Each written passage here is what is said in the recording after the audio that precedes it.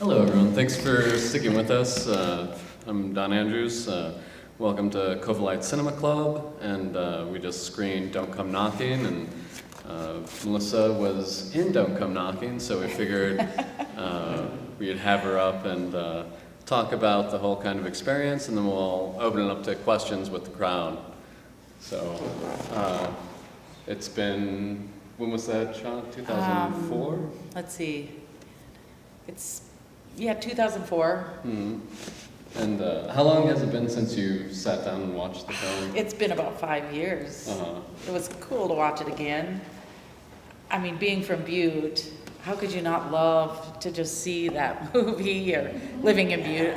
You know, it's pretty cool just to, recognize everything and kind of see through Wim Wender's eyes is pretty amazing. Mm-hmm. Was there anything that happened on set or during the course of the production? How many days were you on the course of the production, I guess? So the scene that I was in, which was kind of towards the beginning, when he goes to the Irish Times to have a drink, and he realizes, there's a band and everything. That was and I knew I wouldn't be cut because, as an extra, you're like, oh, we could be on the cutting floor. But this was so cool. At one point, Wim Wenders would say my name, Melissa, and I would bend over to talk to somebody, and I would reveal Jessica Lange in the scene. So I thought, I am in. And it would be so surreal to me, because I was familiar with his work. I don't know how many people were, but the minute I heard they were going to have a film here by Wim Wenders, I was all over that and telling my friends we all had to come and do this, because of, Wings of Desire was the one that I loved so much. But then to actually be on the set and have him say, okay, when I say your name, you bend over. Of course, that could mean a lot of things, but but it was so cool, because then he would say, Melissa, and I would bend over to talk with people at the table, and so I thought, that was pretty cool. Uh-huh. But the whole town was kind of starstruck in a way. They'd block off streets, obviously, because he had that feeling of sparseness and kind of vacant, a lot of vacant buildings, which is his thing, kind of. Yeah, it worked well for the film, I thought. Yeah, it did. And, people were pretty starstruck and thought that was pretty cool. And of course, they came and partied at the Silver Dollar every night, which was the bar that I hung out in, so. But I think, everybody in the town really loved. And, here we are in Evil Days, and there's Jessica Lange and Sam Shepard walking around Evil Knievel Days. It was just, they just immersed themselves into the community. So 9 months after the production, were there any yes, Don't Come Knocking babies? No, actually, I'm surprised, because there was a few. Well, now let me explain. Okay, so there's all these people, including production people, who are fascinating, and it was the summer, and my friends and I, we just kind of had like a party all summer. It was fun. So no, don't come knocking babies, but it was fascinating. And of course, being an extra in a movie is like not exactly glamorous work, as you all know. The night that we did that scene, we were at the Irish Times literally from 7 o'clock until 6:30 in the morning. And I had to work a shift at the intensive care unit at St. James at 7 in the morning. So I had been up all night, but everything worked out right. And I got $50 for that whole night. And 12 hours of Wim Wenders telling you to bend over now. Yeah, that's worth it, definitely. Yeah, and Tim Roth, all of the actors, I felt like, what a group of people. Sam Shepard, Fool for Love and all the great stuff that he did. And, Jessica Lange's so well known. Tim Roth, who I actually at the time had a huge crush on, because I'd seen him in Heart of Darkness, which is the original Apocalypse Now. Mm-hmm.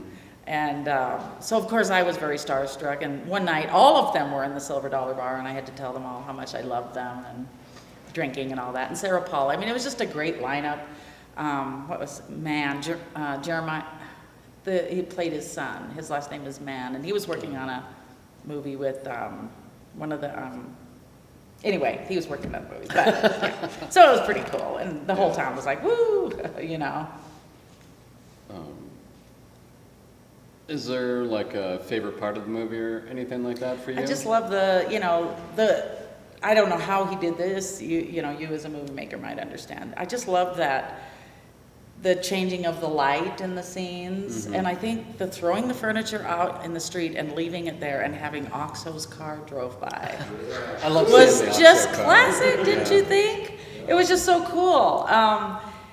I don't know, I just love that. And the way that street dead ended to that field and the Gallus frame, it was, all of the scenes of Butte were amazing. And I think it was like his love for Butte and what kind of Butte's history really came through in the lighting and the colors that he used, and the transference of time with light in a couple different scenes, and the Hotel Finland. It was, I mean, it's just something you want to have. Yeah, I think watching it for the first time ever on a big screen, you know, it's a much different movie, I think.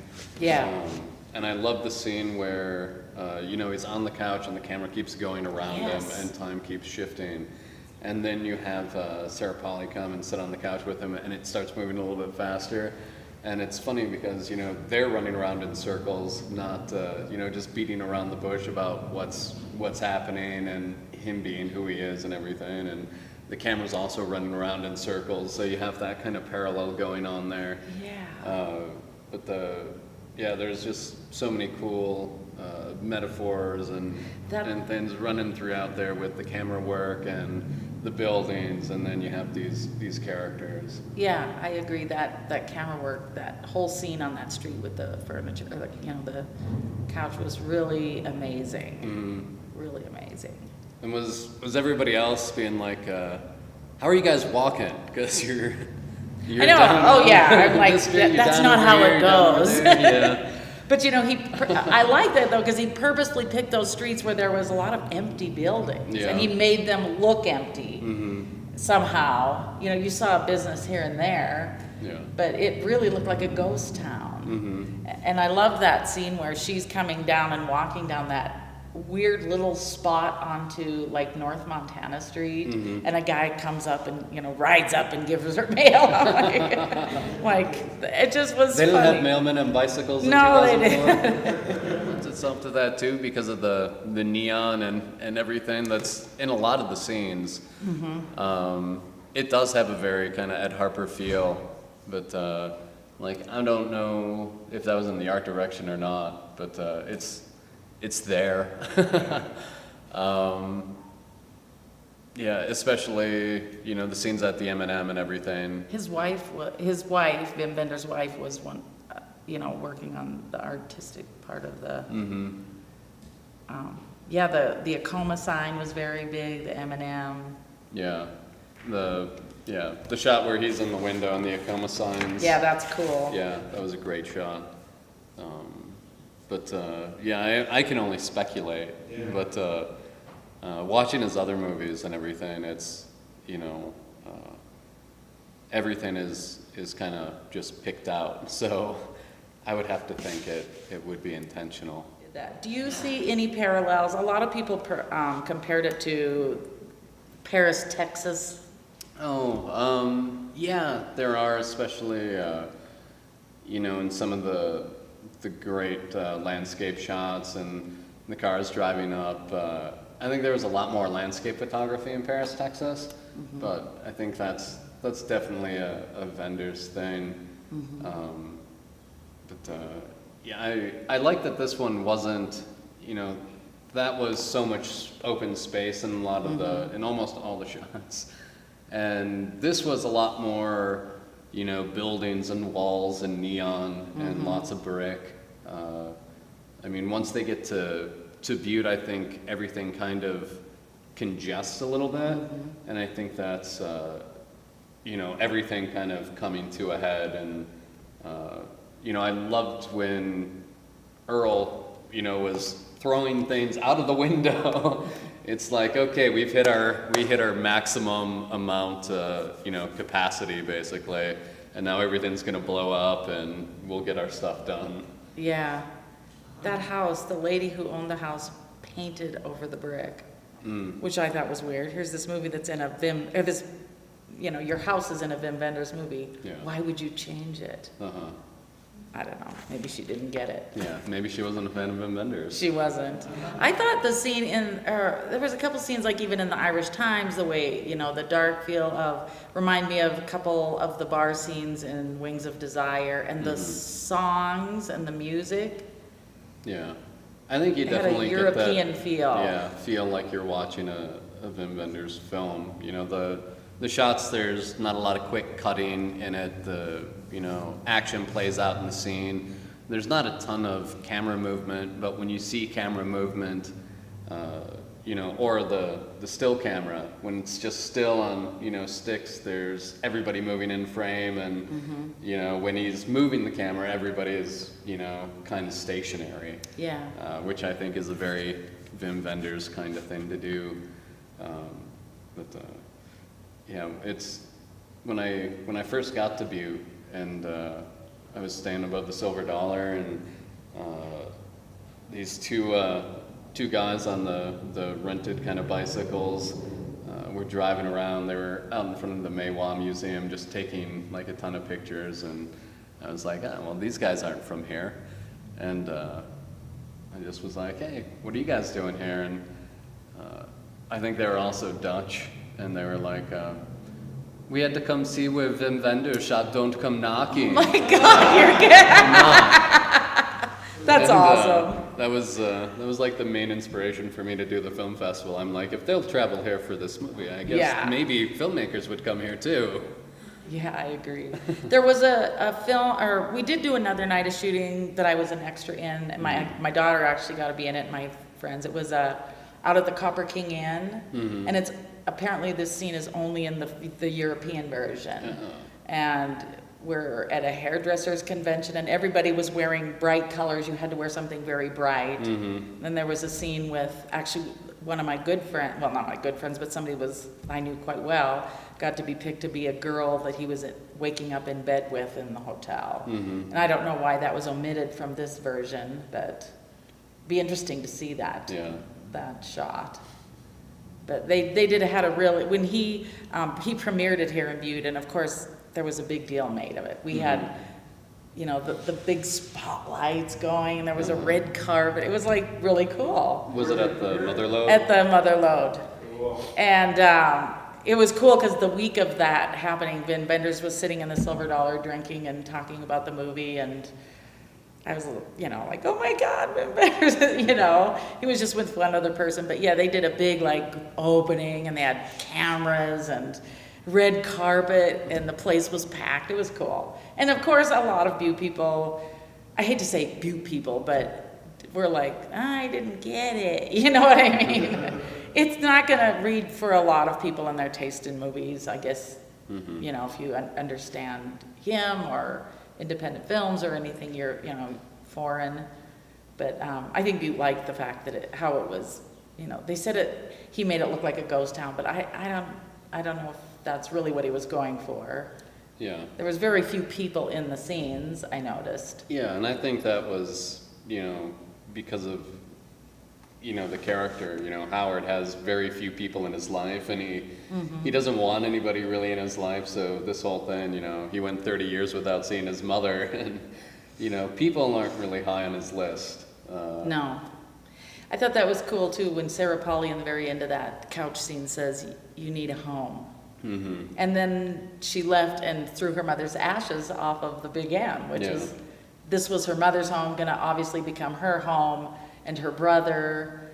And then you kind of assume after he's done with, the contract and the movie, he's going back there to make it his home. Is that the implication?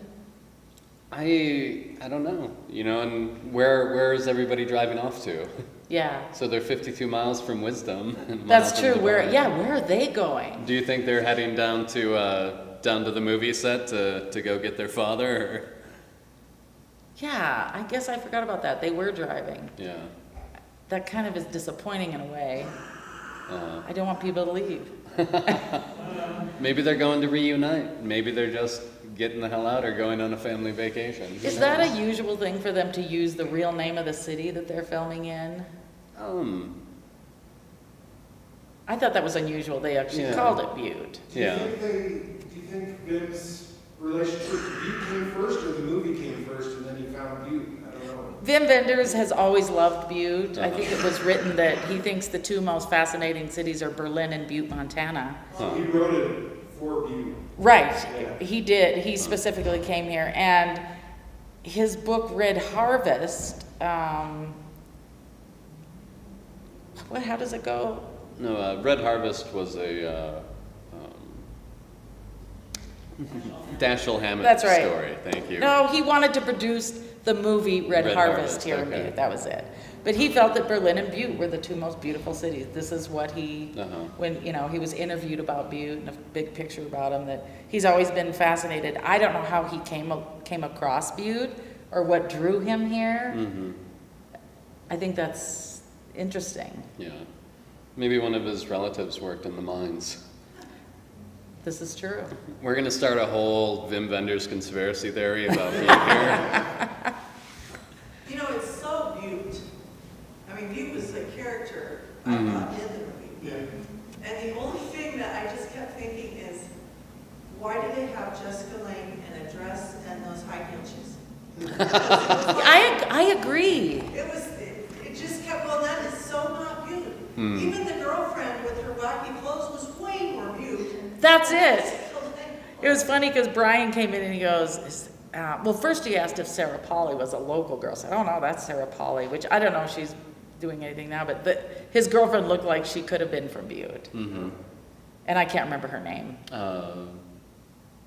She was actually doing some things at the time. Yeah, she was in a bunch of stuff. Some Dracula movies or something. She had become famous through some sort of cult Dracula films. It was a cult witchcraft film. Oh, that's it, yeah. What What is her name? She's the only one I can't remember. Yeah, I want to call her Veruca. Yeah, her name is something. Yeah, it's something. There's a V in it. Yeah, I'm pretty there sure. is. We'll check So IMDb. did you also think that the dress and the shoes were like, how did they come up with that? They didn't come up with it by walking around Butte. No, they didn't. That is kind of weird because that night we shot that scene in the Irish Times. I noticed she had, pumps and was dressed that way. I don't know. I think she stood out amongst other people in the town because they wanted us to wear cowboy hats in that scene, which I had a cowboy hat on. Mm-hmm. That is very odd. And the colors that she wore in this movie, Jessica Lange, I thought she was the only one that dressed in color.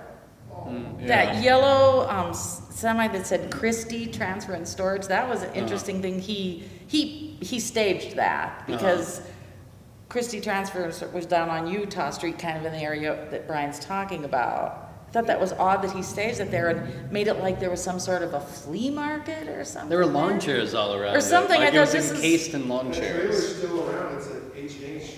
Right, and you know where that was shot? That was in the parking lot behind the brothel, behind the Dumas. I thought that was interesting. He staged that I didn't quite know what. It didn't show transfer and storage. No, it didn't. You're right. Yeah.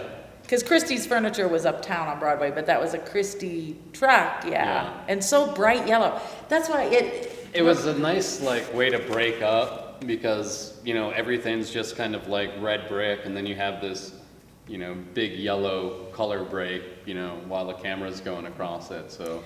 And maybe that's why she was, obviously the symbolism of her character in the show and wearing these colors and almost being a little bit of a 50s mother and an anachronism in Butte, Montana. Yeah. Maybe that was a specific thing. The costumers were awesome chicks from California. Oh, their trailer, you'd go in to see, and they'd have the greatest things. And that couch, did you see how cool That was awesome. that couch? I would kill to know if they brought that couch or if that existed here in Butte, because that was a neat couch. I need a couch. Shots around the couch without showing the track. Yeah, Yeah. yeah. It was amazing. Yeah. There was some good blocking there. He filmed a lot in the early morning, like 4 or 5, 6, 7, 8 o'clock. I guess for traffic purposes too. Yeah, easier to keep those streets empty. Yeah. Do you think did he want to give the feel of Americana? Do you get a little Americana out of it? I think you do. Like I was raised in a, old coal mining town, so to me it reminded me of home, but we have, a very boarded up downtown and not a lot going on, so. A lot of beautiful ruins. Yeah. Yeah. It was hard knowing you and watching it and, looking for everything. If somebody had never been to Butte, it would be interesting how they looked at it. Yeah, You Z. could tell when they were walking around, they weren't going straight to somewhere, and they were all of a sudden ended up on a street, and you're like, what happened? Yeah. Yeah, it was really backwards. Yeah, it confused. That's the person Yeah. from a place where they film a movie, you're jumping up out of your seat in the theater going, there's no way they could have got I'm surprised they didn't film in the Silver Dollar, to be honest with you. I kept feeling like they should have. Yeah. Yeah. It was weird to me. They had their trailer set up in that park right across the street next to John's Pork Chop, which has been excavated now with, and they had all their trailers there, and they would come and party at the Dollar. But it's weird they didn't, I don't know. Something about the setup of the Irish Times and the, establishing the shot of the Irish Times. That was interesting. Yeah. I'm surprised he didn't, but that's through his eyes, who knows? He's saving it for Don't Come Knockin' 2. That's right. What did happen with those kids? They're still probably in that car. They make it to opportunity. I'm really glad you showed this film, though. It's been a long time since I'd seen it. on the big screen. Yeah. It is good to see it. I haven't seen it on the big screen since it premiered here at the Motherlode. Yeah. Well, cool. Yeah. Thanks for You bet. showing I up, wish I- everybody. And Yeah, we we'll need to see you get more next week. people here. This is awesome. Yeah.